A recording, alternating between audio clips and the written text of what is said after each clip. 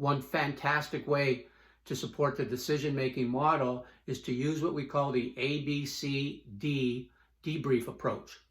A is agree.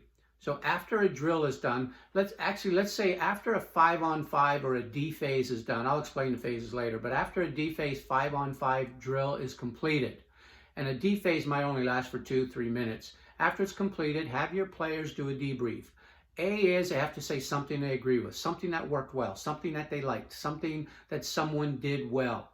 So that's the A. B is build on it. So why did it go well? Was it because of pace? Was it because of the decision? Was it because you popped instead of rolled? Was it because you passed and cut or passed and slipped?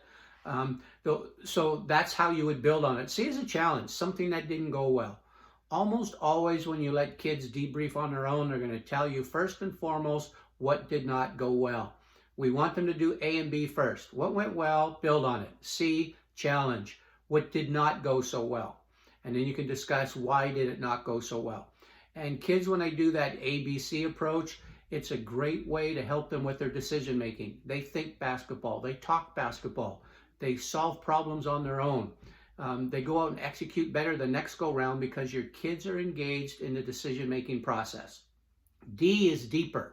So a lot of times after a debrief, the coach would take it deeper. So they say, okay, this is how it applies to our game, or this is what happened in the last game, or this is what we want to do this up and coming game.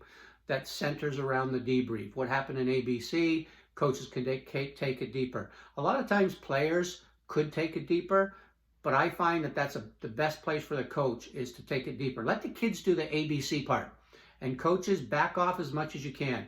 Don't be involved. At the beginning, when you first teach the ABC debrief method, you might need to be involved to make sure there's agree, there's build, there's challenge.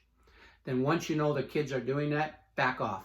Let them deal with the ABC. You can provide deeper if you want. The last thing on that is a debrief should take about 45 seconds max. That's how long you get in a timeout. So that's how long in a practice that we would expect kids to do a debrief. 45 seconds, agree, build, challenge. It is an absolutely fantastic way for kids to build their basketball IQ and really start to build their decision-making abilities in games and in practices.